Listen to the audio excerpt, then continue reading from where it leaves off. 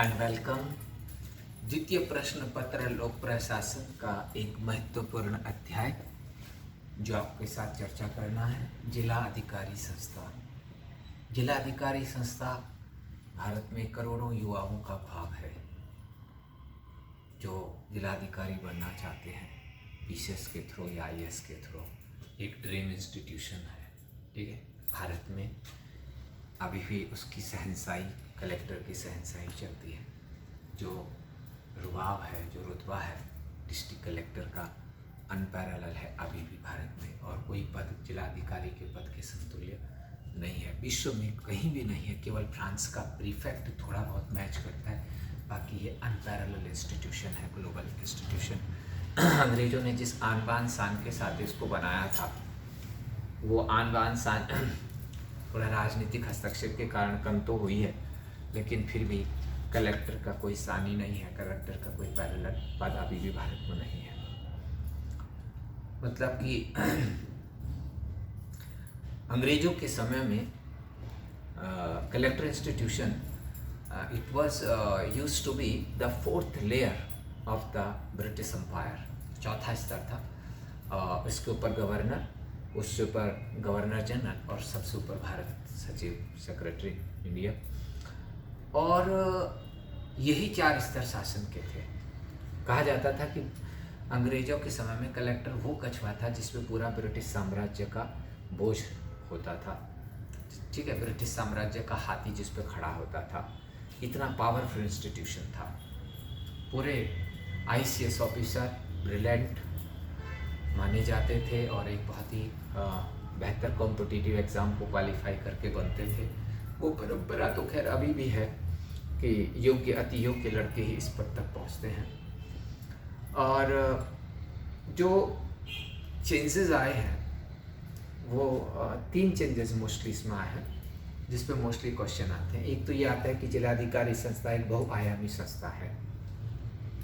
दूसरा ये आता है कि जिलाधिकारी एक अति श्रमित कर्मचारी है, ओवरवर्क्ड कर्मचारी है। फिर ये आता है कि क्या आप मानते कि आज भी जिलाधिकारी संस्था वो कछुआ है जिस पे सरकार का हाथी खड़ा है? तो निश्चित रूप से वो बात भी आज भी सत्य है। और तीसरा प्रश्न जो आता है वो आता है कि जो 67 के बाद, 1967 के बाद एक चर्चा चली कि विकास बनाम विनियामकी प्रशासन, ठीक। तो विकास बनाम विनियामकी प्रशासन का भी द्वंद्व है, जिसको हम गुजरात महाराष्ट्र मॉडल और राजस्थान तमिलनाडु मॉडल के रूप में विश्लेषित करेंगे। और तीसरा आयाम है कि डेमोक्रेटिक डिसेंट्रलाइजेशन, लोकतांत्रिक विकेंद्रीकरण और जिलाधिकारी संस्था। इन तीनों से छोड़कर के और कोई क्वेश्चन इस टॉपिक पे होता नहीं। जितना आप इस पे उत्तर लिख सकते हैं वो मैंने अपने डायग्राम में रखा है, तो आप इसको समझ लीजिए। मैं पॉइंट्स पढ़ते जा रहा हूँ कि changing role of district collector. आप जानते हैं कि अंग्रेज इसको कलेक्टर इंस्टीट्यूशन, इसका पद नाम ही कलेक्टर था, कलेक्ट करने का वाला, टैक्स कलेक्ट करने वाला। जब बंगाल में द्वैत शासन लागू हुआ और अंग्रेज़ों को दीवानी राइट्स मिल गए, यानी कि रेवेन्यू कलेक्शन राइट मिल गए, तो स्टार्टिंग में उन्होंने जमींदारी प्रथा को अपनाया। पहले 1 वर्ष या 5 वर्ष इस पर करके सेटलमेंट्स वो लाए, ठीक है। लेकिन अल्टीमेटली उससे क्या हुआ कि एक तो बंगाल में एब्सेंट लैंडलॉर्डिज्म का जन्म हुआ कि अंग्रेज़ क्या करते थे कि ज़मींदारी, 3 गाँव की ज़मींदारी उन्होंने किसी बंदे को 2100 टका में दे दी, बाय द वे, ठीक है। आगे दूसरे को दे देता था 2200 टका में, तीसरे 2400 टका में। ये चेन तब तक चलती रहती है जब तक कि आखिरी लालची व्यक्ति ना मिल जाए, ठीक है। 2700 टका, 2800, 3200 टका तक ये बात पहुंच जाता था, ठीक है। अंग्रेजों ने पहले तो मतलब पूरा पैमाइश करके निचोड़ करके दिखा रहा होगा 2100 टका, लेकिन उससे भी ज़्यादा निचोड़ करके, ठीक है। तो इसी कारण से आप पढ़ते हैं कि अर्ली ब्रिटिश रूल में बंगाल में डी एग्रीकल्चराइजेशन की प्रोसेस शुरू हुई थी, विकृषीकरण की क्रिया, क्योंकि लोग इतना ज़्यादा लगान था एब्सेंट लैंडलॉर्डिज्म के कारण कि कृषि छोड़ करके सब भाग रहे थे। इसी कारण बंगाल में, ठीक है, उस समय सबसे बड़ा अकाल भी पड़ा था, जिसके कारण ईस्ट इंडिया कंपनी की बड़ी बदनामी भी हुई थी। उसके बाद ईस्ट इंडिया कंपनी ने 1772 में कलेक्टर इंस्टीट्यूशन का शुभारंभ किया 72 से लेकर 1789 तक ये डाइफंक्ट रहा, एक तरह से काम नहीं कर सका कलेक्टर इंस्टीट्यूशन। ये कमी किताबों में लिखा हुआ मिलेगा, क्योंकि इसके लिए जो आवश्यक इंफ्रास्ट्रक्चर था वो विकसित नहीं हो पाया था, ठीक है, जिलों का स्वरूप डिसाइड नहीं हो पाया था। बट आफ्टर 1789 ये संस्था एज इट इज़ काम कर रही है, और जैसे भारत के मतलब हर जिले में ये संस्था अपना अनवरत काम कर रही है सदियों से, और आज भी जनता की अपेक्षाओं के, जन सामान्य की अपेक्षाओं का, ठीक, ये एक मतलब बहुत महत्वपूर्ण केंद्र है, जहाँ सबकी समस्या सुनी जाए, जहाँ सबकी समस्या का निदान हो जाए। आज भी इस संस्था के लोगों की ये आस है। सो एक हिस्टोरिकल इंस्टीट्यूशन है जो इसकी ऐतिहासिक बैकग्राउंड थी, जो मैंने आपके साथ डिस्कस की। तो कलेक्टर इंस्टीट्यूशन को अंग्रेज राजस्व इकट्ठा करने के लिए लाए थे, ठीक है। बाद में 1861 के पुलिस एक्ट हुआ, तो पुलिस एक्ट के द्वारा मजिस्ट्रियल फंक्शंस भी डिस्ट्रिक्ट कलेक्टर को दे दिए गए, क्योंकि पुलिस को का नियंत्रण डीएम के हाथ में दे दिया गया। सीआरपीसी आई तो डीएम के हाथ में बहुत सारी मजिस्ट्रियल पावर आ गई। धारा 144 लगाना, तड़ी पार करना, पैरोल देना, वो आज भी इनके पास है। सेक्शन 144, धारा 144 लगाना, कर्फ्यू लगाना, ठीक है, और आपके जो निरोधक कानून है उनको लगाना, जैसे एस्मा लगाना। तो इस तरह से अंग्रेज़ों के ज़माने में ये संस्था बहुत पावरफुल इंस्टीट्यूशन के रूप में इसीलिए उभरी कि डेवलपमेंट तो उस समय होता नहीं था ऐसा, बट लैंड रेवेन्यू और रेगुलेटरी वर्क इसके बहुत ज़्यादा थे। 50 के बाद जब विश्व भर में लोकतंत्रीकरण की प्रक्रिया शुरू हुई, भारत सहित एशिया के कई देश आज़ाद हुए और विश्व में कल्याणकारी राज्य की अवधारणा जन्म लेने लगी, ठीक। और आप जानते हैं कि 20वीं शताब्दी के 3 दशक आपके 1960, 70, 80 कल्याणकारी राज्य का स्वर्णिम युग रहा। तो कल्याणकारी राज्य के दौरान विकास की कार्यक्रम हुए, ठीक, और धीरे धीरे विकास प्रक्रिया का विभेदीकरण, डिफ्रेंसिएशन शुरू हुआ। धीरे धीरे जिले में समानांतर विकास पथ सोपान उभरने लगा। समानांतर पथ सोपान उभरने लगा कि भाई जिला अधिकारी होता तो जिला मत्स्य विकास अधिकारी आ गया, तो जिला लघु उद्योग विकास अधिकारी आ गया, तो लघु सिंचाई विकास अधिकारी आ गया। इस प्रकार से एक विकास विभागों का वहाँ पे धीरे धीरे उभरना शुरू हो गया। लेकिन अभी भी डिस्ट्रिक्ट कलेक्टर को इन सभी विभागों के ऊपर नियंत्रण दिया गया, समन्वय का और जनरल सुपरविजन का।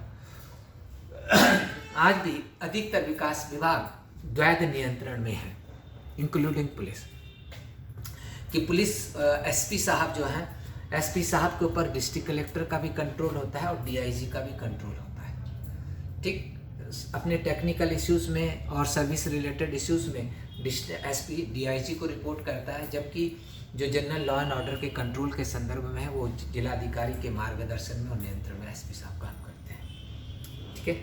अब मैं इनके काम पढ़ देता हूँ आपको के साथ। During the British era collector was mainly interested with the revenue administration, but after the emergence of the welfare state and democratic decentralization, the collector institution became multi-dimensional, ठीक है। कल्याणकारी राज्य के उदय के बाद और फिर विकेंद्रीकरण की प्रक्रिया, लोकतांत्रिक विकेंद्रीकरण की प्रक्रिया शुरू होने के बाद, कुछ बच्चे सोचते हैं कि लोकतांत्रिक विकेंद्रीकरण 73वें संविधान संशोधन से ही हुआ। नहीं, 1957 में बलवंत राय मेहता कमेटी के बाद से लोकतांत्रिक विकेंद्रीकरण की प्रक्रिया शुरू हो गई थी। 1959 में पहली जो पंचायती राज संस्था थी नागौर में, उसका उद्घाटन भारत के पहले प्रधानमंत्री पंडित नेहरू जी के द्वारा किया गया था, ठीक है। तो लोकतांत्रिक विकेंद्रीकरण 1960 के दशक से ही प्रारंभ हो गया था और इसे संवैधानिक दर्जा 73 में दिया गया। उसके बाद निश्चित रूप से इनकी शक्तियाँ बढ़ी हैं।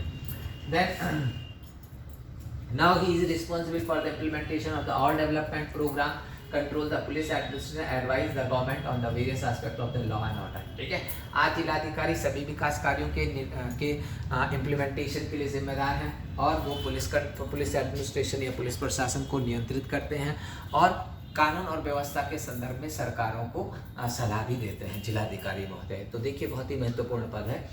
और रेवेन्यू एडमिनिस्ट्रेशन आज भी इनका एक महत्वपूर्ण काम है। भले आज लैंड रेवेन्यू से हमें कोई आय नहीं होती सरकार को, लेकिन आप जानते हैं कि लैंड रेवेन्यू का काम आज भी क्यों महत्वपूर्ण बना हुआ है, क्योंकि हमें जो रूरल स्टैटिक्स होता है, ग्रामीण विकास के लिए जो डाटा चाहिए होता है, लैंड यूज़ का डाटा चाहिए होता है, अर्बनाइजेशन या जो मतलब गाँव में विकास हो रहा है उसका डाटा चाहिए होता है, वो इसी से आता है। ठीक है, तो to collect the land revenue and other government dues, to maintain land records, to collect rural statics, to supervise treasury and sub treasury. Revenue functions में जो आता है, कई बार इंटरव्यू में भी पूछ लिया जाता है, स्टेट पीसीएस में भी पूछ लिया जाता है कि जिलाधिकारी के राजस्व संबंधी कार्य बता दीजिए, 4 कार्य बता दीजिए। कई बार इंटरव्यू बस इतने पे ही शुरू होता है कि भाई जिलाधिकारी बनना चाहते हो तो जिलाधिकारी के 4 राजस्व संबंधित कार्य बता दीजिए। तो 4 कार्य यही है इसके, ये supervise treasury and sub treasury जो कोषागार और उप कोषागार होता है उसका भी निरीक्षण करता है, और रोजाना उसकी इन्वेंट्री लिखी जाती है। उसके लिए एक एडीएम जिम्मेदार होता है, एडिशनल डिस्ट्रिक्ट मजिस्ट्रेट या सब डिविजनल मजिस्ट्रेट। उस इन्वेंट्री पे साइन डीएम साहब के होते हैं। इसके अलावा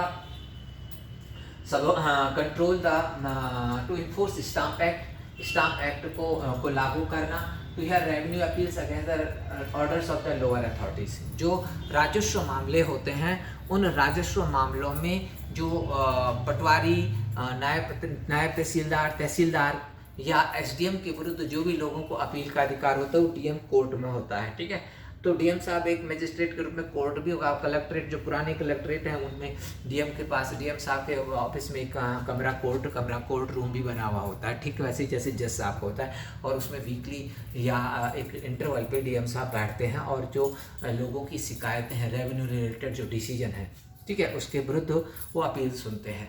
भाई दो आसपास की ज़मीन में 2 भाइयों में लड़ाई हो गई हिस्से को लेकर कि भाई मेरा हिस्सा ये है, मेरा हिस्सा ये है, ठीक है, या कोर्ट ने कहा कि भाई इनमें आपस में डिस्प्यूट है इस प्रॉपर्टी को लेकर, पटवारी इसका जो है उपयुक्त ढंग से विभाजन कर दे, 4 भाइयों में बांट दे इसको पैतृक ज़मीन को। लेकिन फिर भी भाइयों में पटवारी के डिसीजन को लेकर असंतोष है, तो वो नायब तहसीलदार या तहसीलदार की कोर्ट में, फिर तहसीलदार की कोर्ट से अगर वो संतुष्ट नहीं है तो मजिस्ट्रेट कोर्ट में आ सकता है। तो इस तरह ये अभी भी मजिस्ट्रेट साहब का एक बहुत बड़ा काम है, इसी कारण को मजिस्ट्रेट भी कहा जाता है। देन डिस्ट्रिक्ट मजिस्ट्रेट के रूप में इनके जो काम है, ठीक है, ये रेवेन्यू एडमिनिस्ट्रेशन से रिलेटेड थे। मजिस्ट्रेट के भी काम लगभग वही है, एक ऐसा, ठीक है। Control, supervise and subordinate the magistrate, subordinate magistracy वही है। एसडीएम भी प्रथम श्रेणी का जो है मजिस्ट्रेट कहा जाता है, और तहसीलदार भी प्रथम श्रेणी के मजिस्ट्रेट होते हैं। नायब तहसीलदार और को भी कई बार द्वितीय श्रेणी के मजिस्ट्रेट के रूप में दिया जाता है। तो ठीक है, विशेषकर चुनाव के दौरान आपने लिखा होगा, गाड़ियाँ आप पढ़ेंगे तो उसमें लिखा रहेगा, ठीक है, प्रथम श्रेणी मजिस्ट्रेट, द्वितीय श्रेणी मजिस्ट्रेट, इनके इलेक्शन ड्यूटीज़ में बहुत बड़ा रोल होता है मजिस्ट्रेट्स का। क्योंकि जब कभी भी गोली चलाने का आदेश देना पड़ेगा तो वहाँ पे मजिस्ट्रेट की उपस्थिति या मजिस्ट्रेट का ऑर्डर होना ज़रूरी है। तो हर जगह इलेक्शन के दौरान ऐसी स्थिति कई बार आ जाती है, तो हर जगह तो डीएम साहब रहते नहीं है, तो पावर डेलीगेट कर देते हैं एसडीएम साहब को। एसडीएम और तहसीलदार तो खैर वैसे भी मजिस्ट्रेट कह ही जाते हैं, लेकिन कई बार और नीचे के स्तर पर भी आवश्यकता पड़ने पे मजिस्ट्रियल पावर दी जाती है, ठीक है। तो अपने नीचे के सारे जो सब मजिस्ट्रेट्स हैं, सबऑर्डिनेट मजिस्ट्रेसी है, उसको सुपरवाइज करना, कंट्रोल करना, ठीक है। इसके अलावा धारा 144 लगाना, लोक व्यवस्था बनाए रखने के लिए अगर कहीं पे दंगा दुंगा भड़क गया है या कोई सांप्रदायिक तनाव हुआ है तो लोग जो है आपस में विद्रोह न कर दें, एक दूसरे पे अटैक न कर दें, इसके लिए धारा 144 लगा दिया जाता है। धारा 144 का मतलब होता है to prevention of the unlawful assembly. To prevention of the unlawful assembly यानी कि 4 या 4 से अधिक लोग इकट्ठा नहीं जा सकते और हथियार लेके नहीं घूम सकते, ठीक है। इसके अलावा कर्फ्यू लगा देंगे रात को, अगर उनको लगता है कि भाई माहौल तनावपूर्ण है तो कर्फ्यू भी लगा सकते हैं, ठीक है। इसके अलावा maintain of public peace and order, to release the prisoners on parole, ठीक है। पैरोल पे देते हैं कर्मचारियों को, जैसे कोई बीमार है, किसी की माँ की तबीयत खराब है, बहन की शादी है, तो पैरोल पे डीएम साहब पे ही साइन होते हैं। और टू इंस्पेक्ट द जेल, ये एक बहुत बड़ा काम है डीएम साहब का कि वो ज़िले की सभी जेलों का निरीक्षण करते हैं। उससे ये देखने की कोशिश की जाती है कि यहाँ पे कैदियों के लिए उचित मानवीय व्यवस्था है कि नहीं। जैसे इस समय सर्दी है तो भाई क्योंकि उनके राइट्स हैं, ह्यूमन राइट्स हैं, तो उनको पर्याप्त कंबल वगैरह उपलब्ध कराए हैं जेल अधिकारियों ने कि नहीं कराए हैं। इसके अलावा जो डीएम साहब हैं वो एनुअल क्राइम रिपोर्ट भी तैयार करते हैं। हर डिस्ट्रिक्ट की एनुअल क्राइम रिपोर्ट तैयार होती है कि डिस्ट्रिक्ट में क्राइम बढ़ रहा है या घट रहा है, वो स्टेट क्राइम बोर्ड को भेजा जाता है, तो वो भी डीएम साहब साइन करते हैं। To grant, suspend and cancel many kinds of the license. DM साहब बहुत पावरफुल अथॉरिटी है डिस्ट्रिक्ट में, क्योंकि बहुत सारे तरह के लाइसेंस देते हैं। लाइसेंस को कैंसिल कर सकते हैं, सस्पेंड कर सकते हैं, ठीक है, हथियारों का लाइसेंस देना, ठीक है, पटाखों का लाइसेंस देना, पेट्रोलियम पदार्थों यानी कि पेट्रोल पंप इत्यादि का लाइसेंस वगैरह देना या उनको सस्पेंड करना, ये सब डीएम साहब की अनुमति बहुत ज़रूरी होती है इसमें, इसीलिए बहुत पावरफुल पोस्ट है। इसके अलावा आपका होटल और एक्सप्लोसिव पटाखे वगैरह के लिए भी आर्म के लिए भी लाइसेंस डीएम साहब देते हैं। Control and direct the action of the district police, ये आप समझ लीजिए, to control and direct the action of the district police, जो जिला पुलिस है उसकी सारी क्रियाएं डीएम साहब ही नियंत्रित और निर्देशित करते हैं। इसीलिए आप समझ रहे हैं कि ये कई बार आता है डीएम एसपी संबंधों में तनाव, ठीक है, डीएम और एसपी के संबंधों में इस कारण कई बार तनाव भी हो जाता है, ठीक, क्योंकि एसपी का जो पुलिस फोर्स की ट्रेनिंग होती है वो उसे हर चीज़ को नियंत्रित करने के लिए, बल प्रयोग के लिए प्रेरित करती है, ठीक है। आईपीएस ट्रेनिंग में या पुलिस ट्रेनिंग में फिजिकल ट्रेनिंग को सबसे ज़्यादा महत्व दिया जाता है, ठीक है, बिल्कुल ताकत वाला। लेकिन जो आईएएस अधिकारी होते हैं उनके उसमें ज़्यादा ये सब फोर्सफुल ट्रेनिंग से नहीं होती है, फिजिकल ट्रेनिंग उतना महत्व नहीं है, बल्कि नाम मात्र का ही है, बस वो योगा कराते हैं, पीटी एक्सरसाइज करवाते हैं। तो जो अधिक मतलब कि भाई आपके बॉडी में बहुत ज़्यादा ताकत है, किसी ने कुछ बोल दिया तो आप उसको लात घूंसा मार करके चुप कराने वाली एक मानसिकता हो जाती है। तो वैसे ही पुलिस का बल के द्वारा हर स्थिति को नियंत्रित करना चाहती है, लेकिन मजिस्ट्रेट साहब बल प्रयोग की जगह लोकतांत्रिक ढंग से समस्या को, ठीक है। तो इस कारण कई बार जो होता है कि पुलिस वाले कहते हैं नहीं, हमें स्थिति को नियंत्रित नहीं करने देते, ठीक है। कई बार तो ये हालत होती है कि पुलिस वालों पर भी लोग पथराव करने लग जाते हैं, अंडे वगैरह टमाटर वगैरह फेंकने लग जाते हैं, लेकिन डीएम साहब फिर भी कहते हैं कि चुप रहो, पब्लिक पे बल प्रयोग नहीं करना, ठीक है। तो इस कारण कई बार क्या होता है कि पुलिस में और मतलब डीएम साहब के रिलेशंस में, एसपी डीएम साहब के रिलेशन कई बार तनाव आ जाता है, क्योंकि कई बार ऐसी स्थिति आती है कि लोग कानून हाथ में लेने लग जाते हैं। कई बार पुलिस वाले बुरी तरह पिट भी जाते हैं और फिर डीएम साहब फिर भी जो है अनुमति नहीं देते, तो इस कारण रोष और आक्रोश होने लग जाता है। डीएम साहब के ऊपर ये दबाव होता है ऊपर राजनीतिक कार्यपालिका का कि भाई किसी भी प्रकार से आपको बल प्रयोग नहीं करना है। आप चाहे किसान आंदोलन को देख लीजिए, यहाँ पर भी ये हुआ कि अपराधी जो है लाल किले पे चढ़ गए, उन्होंने तिरंगा हटा दिया या तिरंगा के साथ अपना झंडा फहरा दिया, लेकिन फिर भी पुलिस वालों ने, कई पुलिस वालों को उन्होंने मारा, कुओं में धकेल दिया, खाई में, वहाँ यमुना के कुएं में ढकेल दिया, यमुना के नहर में ढकेल दिया, लेकिन फिर भी पुलिस वालों ने किसी भी प्रकार से उनके ऊपर जो है वो तलवारों से हमला भी करते रहे, लेकिन फिर भी पुलिस वालों को ये दबाव रहा, क्योंकि ऊपर से राजनीतिक कार्यपालिका का ये निर्देश होता है कि भले ही पुलिस को थोड़ा बहुत हानि हो भी जाए, लेकिन सिविलियन कैजुअलिटी नहीं होनी चाहिए, क्योंकि ये लोकतंत्र है, लोकतंत्र में लोगों को विरोध का अधिकार है। लेकिन पुलिस वाले कहते हैं कि हम लोकतंत्र के लिए कब तक तुम हमारे बल चलाओगे, हमें पिटवाओगे, ठीक। तो इस कारण कई बार ये डिफरेंस इन द पर्सपेक्टिव के कारण क्या हो जाता है, मतभेद आते हैं। फिर भी यह है कि आपसी संवाद के द्वारा इसको मतलब किया जाना चाहिए, हल किया जाना चाहिए। नेक्स्ट जो है इसका कि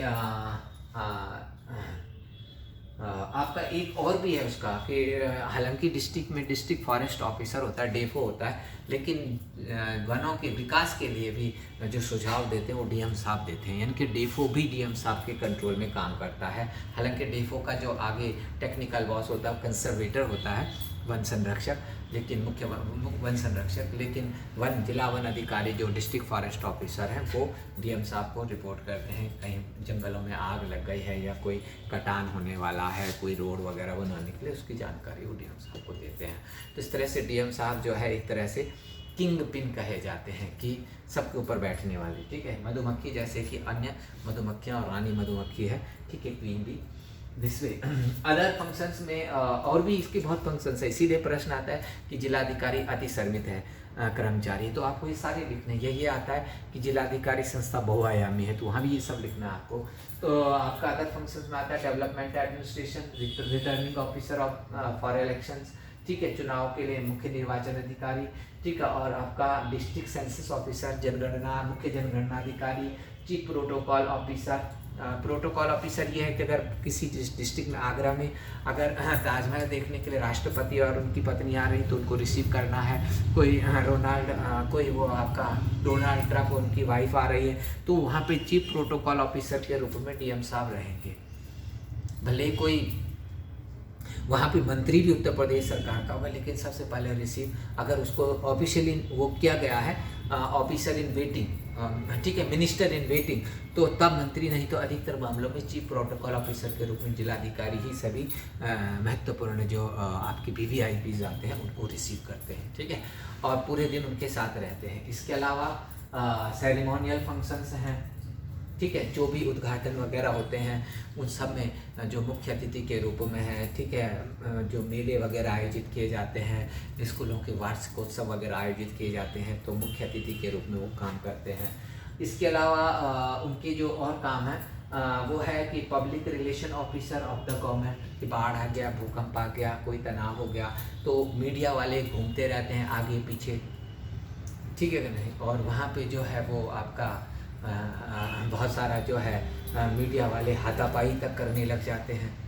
बहुत ज़्यादा जो है वो इस समय तो ये था कि जब कोरोना में हुआ था तो कोरोना के लिए हाथरस वगैरह जो घटनाएं हो गई, वहाँ पर पत्रकारों की भीड़ जुट गई, तो कई पत्रकार बिना मास्क लगाए हुए ही सीधे इंटरव्यू ले रहे, तो ये तो वो तो इस तरह से वो एक तरह से बहुत ज़्यादा इस तरह मीडिया का भी प्रेशर झेलते हैं, ठीक है, लेकिन जानकारी देने का अधिकृत अधिकारी वही है, इसलिए उनको जानकारी देनी पड़ेगी, ठीक।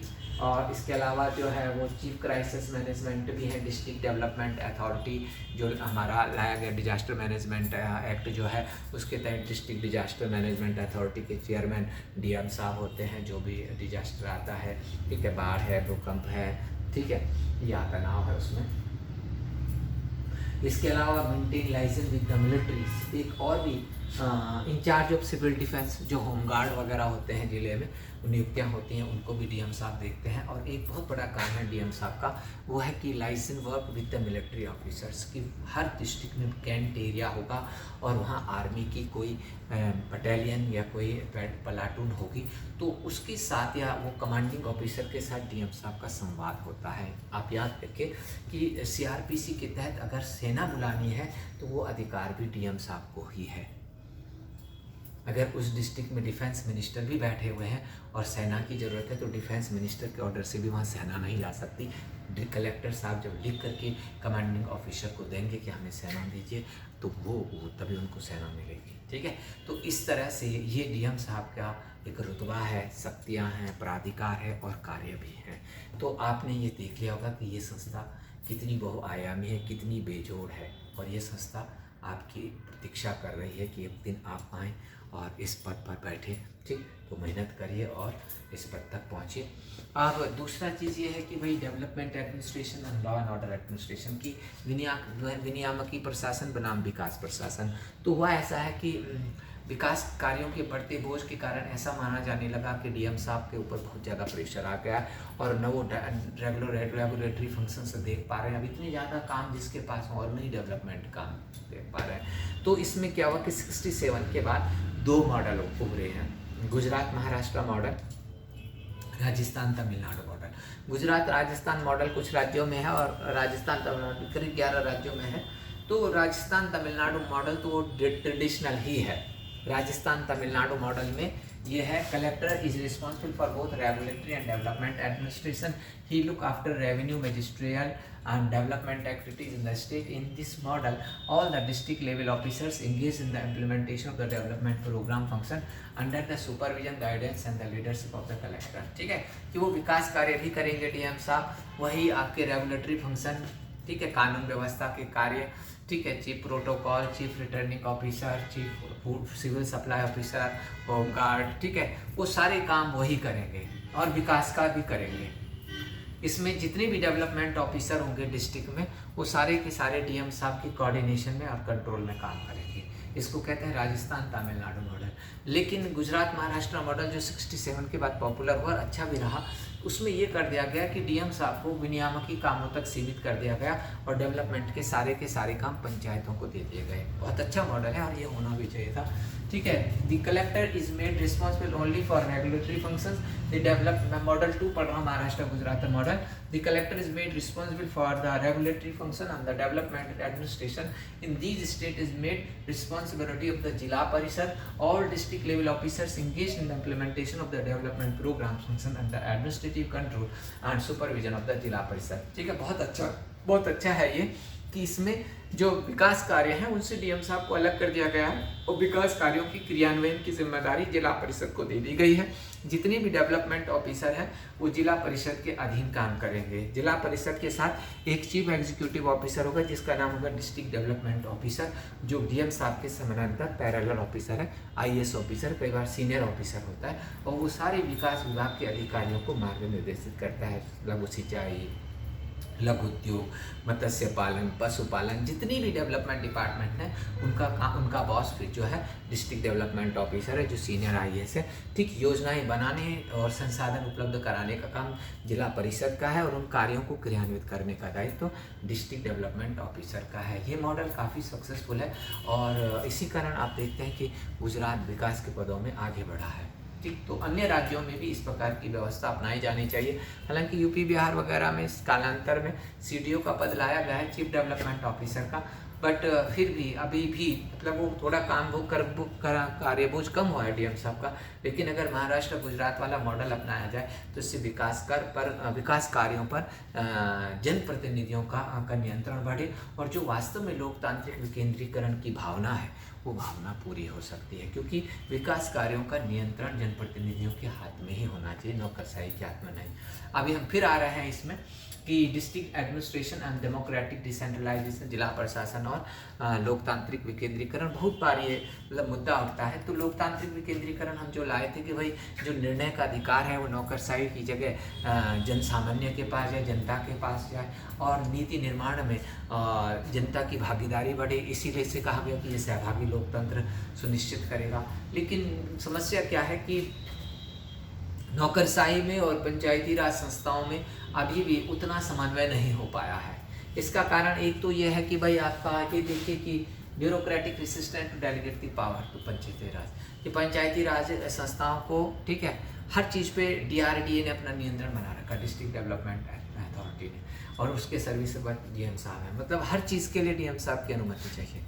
तो पंचायती राज संस्थाएं तब तक सक्सेसफुल नहीं हो सकती जब तक हम गुजरात महाराष्ट्र वाला मॉडल नहीं अपना लेते। सबके पूरे अधिकार पंचायतों को नहीं सौंपते थे, जिला पंचायती राज संस्थाओं को नहीं सौंपते थे। दूसरा कि अर्बन बायस्ड है, ठीक है, जैसे कि वाई के अलग समिति का नाम लिख सकते 2011 में आई थी कि अधिकतर भारतीय प्रशासनिक सेवा के जो लड़के सेलेक्ट होते हैं उनमें अर्बन बायस अभी भी है, ठीक है, कि मतलब चूँकि उनकी अपब्रिंगिंग शहरों में हुई है, शहरों में रहे, तैयारी करी, तो गांव या ग्रामीण उससे परिवेश से उनको एक प्रकार की घिन टाइप की होती है, ठीक है, हेटफुल एटीट्यूड होता है। तो क्योंकि बेचारे वो पढ़े लिखे तो होते नहीं हैं, गांव ठीक है, मतलब ग्रामीण परिवेश के लोग होते हैं, भाषा बोली पहरावा, ठीक है, तो उनको देख करके वो बिल्कुल ही मतलब इलिटिस्ट जो उनका कल्चर होता है वो उनको रोकता है कि उनसे बात भी करें। हालांकि कुछ राज्यों में ये किया गया था कि अगर कोई ग्राम प्रधान या पंचायत सदस्य या पंचायत प्रधान कोई